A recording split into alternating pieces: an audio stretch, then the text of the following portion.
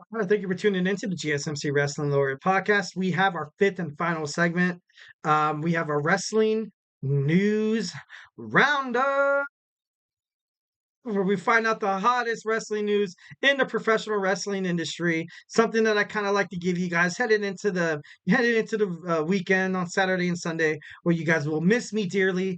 Totally waiting pins and needles for Monday at 8 p.m. Pacific, 11 p.m. Eastern time for your boy E.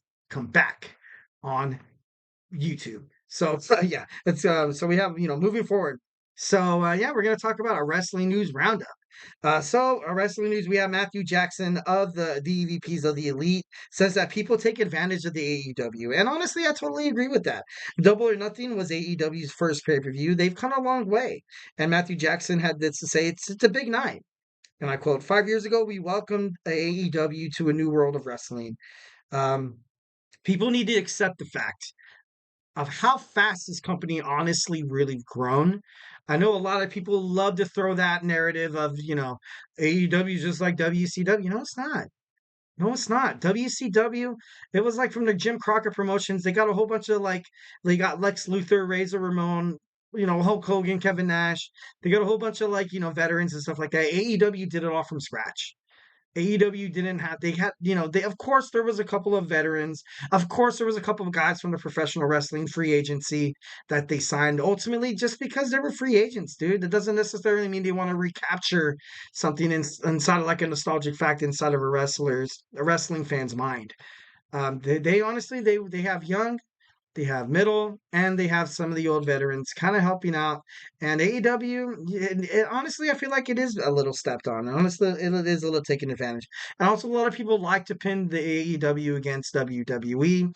And you kind of see Tony Khan saying this when he, talks about why he takes jabs at WWE is to kind of, build tension between the companies. But to be honest, you can tell Tony Khan doesn't really care. He doesn't care what WWE fans like. Oh, I don't want to watch AEW. It's not wrestling, you know what I mean? Like he doesn't care. He's not fighting like Eric Bischoff was fighting so delicately and was fighting so no not delicate like aggressively wanted to take down WWE. Tony Khan doesn't want to do that. He has his own wrestling promotion. He has his own guys. He has his own wrestling beautiful world that is it's putting on great wrestling shows. So I don't think he gives a damn about ratings in terms of like WWE. So definitely side with Matthew Jackson in terms of that. Next, we have a WWE King of the Ring, King and Queen of the Ring in Jeddah, Saudi Arabia. We'll have an honored celebrity actor, and I'm going to butcher this, Ibrahim Al Hajjaz. Haj will be featured in a promo. I can, obviously you saw him, in Crown Jewel on, the Miz TV where he laid an elbow on Grayson Waller. You probably see something a little like this, and that's just to kind of pander to like the Saudi Arabian kind of crowd, like you know what I mean. Like it'd be kind of like having like George Clooney or someone like, randomly come in here and be like, oh, like he beats the crap out of him, kind of like stuff like that. Like, but it's cool. It's cool. That's kind of what WWE does. So, not really surprised we're going to see that. Next, we see WWE SummerSlam coming to Minnesota in 2026. It's a two-night event. The first time SummerSlam has ever been a two-night event. And, just the WrestleMania, just SummerSlam making it to Minneapolis isn't really the speculation, isn't really like, that preposterous or like, kind of mind-blowing. But it's the fact that what kind of layers behind it. A lot of people kind of had speculation that since SummerSlam, the biggest party of the summer, also one of the biggest events in WWE history, making it a two-night event will overly compensate for WrestleMania going to Saudi Arabia, which kind of makes sense because it'd be like, okay, since we don't have WrestleMania here, we'll treat SummerSlam, we'll make it a two-night event, and we will treat it as if it is WrestleMania. So I feel like that's a huge reason why they are doing it. A lot of the professional wrestling world on Twitter is going absolutely nuts about this. A lot of people don't want to see WWE WrestleMania going to Saudi Arabia because think about it, that's airfare, that's hotel, that's tickets, packages, and stuff like that. You got to pay for lodging. It's going to be a huge pain in the ass. It's going to be a huge pain in the ass for a wrestling fan to ultimately make it across seas to Saudi Arabia to watch a Saudi Arabia producted WrestleMania. And I'm not trying to throw shade in. I'm not trying to say it's going to be bad. I overall, I'm just trying to play the both sides, trying to see overall it could be good for international aspect of it. Saudi Arabia, the UK, Germany, and Japan are huge fans of of the WWE. Besides the United States, they're the top four. They're the top four viewers in terms of region, in terms of in terms of countries, in terms of continents. So it doesn't really surprise me that WWE will want to take it international, but it's kind of interesting to kind of ponder this whole thing about WWE SummerSlam.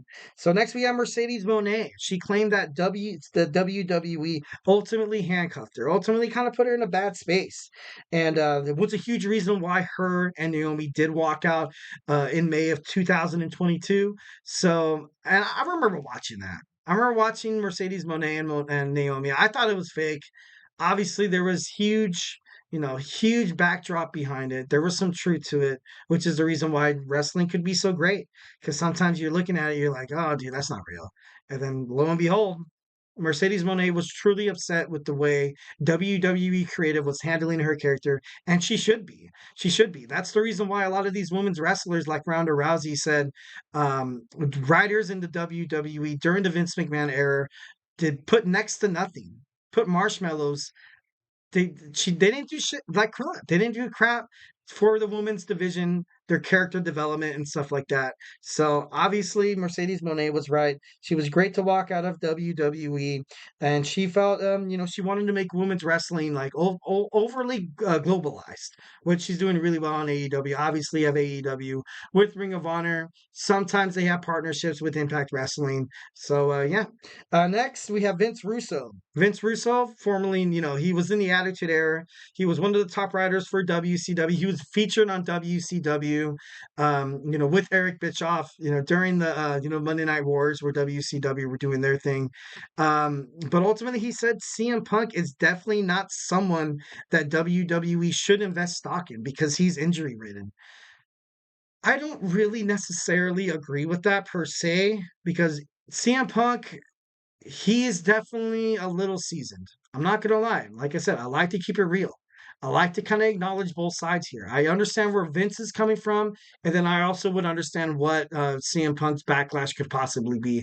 Because ever since CM Punk joined AEW, he's been featured in matches that included like blood, chairs, steel cage, being thrown off of ladders, and basically all the above.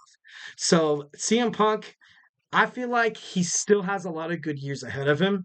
It's probably not decades, but CM Punk, he and the WWE universe, when he came back and he ultimately stood in front of the WWE universe and he was like, look, guys, I effed up.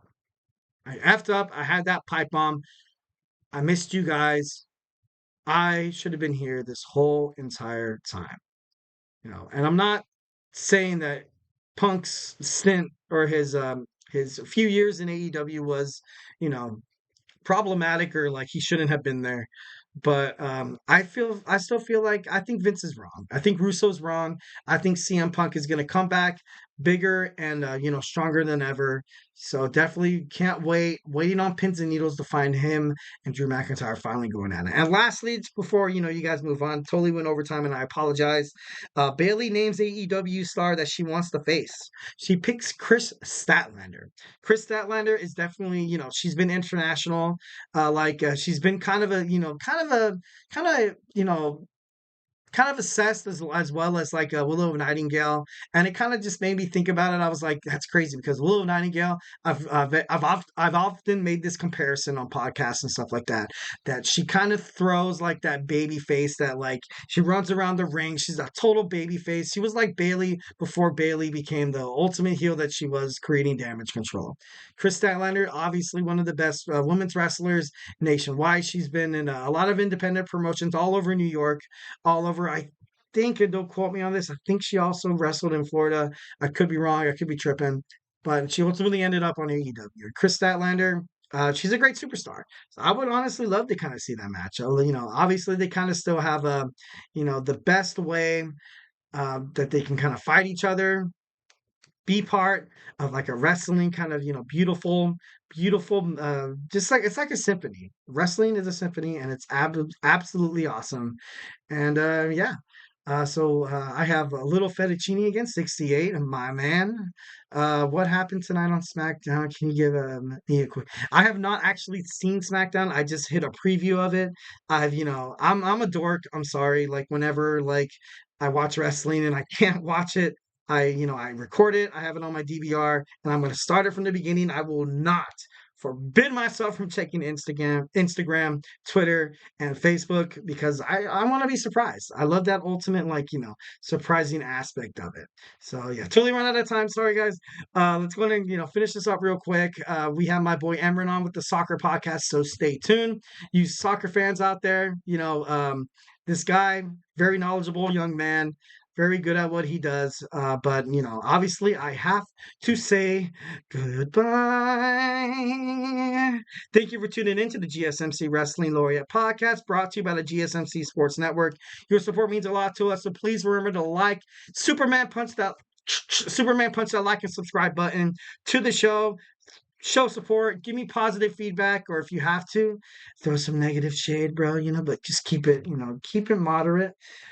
I can handle it. I'm just kidding. No, I'm just kidding. Give me your opinions. Tell me what you like. Tell me what you don't like. We ultimately, this is our podcast. We're a wrestling fandom. We belong together. We belong together. So it really does make a difference, guys. So, don't be afraid to, comment, like, subscribe, chat, watch the show after, give me your opinions about it. And we also invite you to like us on Twitter/X, Facebook, TikTok, and Instagram, so you guys can get more content and updates. Like I said before, if I have not made you a wrestling fan by now, we have a bunch of sports shows. We have Sports with TJ and Jeremy. We have the Chip Shot Football Podcast with Manny, Football Podcast with Kenneth. We also have Hoops and Heels, your one-stop shop for women's sports with Samantha. We have the Andrew Tate Show. We just have shows. The NBA playoffs are absolutely heating up. You're going to get the best content, the best takes, and the hottest stats analysis from my boy Nelson from the GSMC Basketball Podcast. So make sure you stay into that. We have my boy Chris on fantasy. We just podcast sports. So don't be afraid to check that out. Be a part of this GSMC Sports bloodline that I love so much. So once again, thank you guys so much. Have a lovely Memorial weekend. Stay safe. Love you. Hope to see you Monday at 8 p.m. So hey, stay beautiful.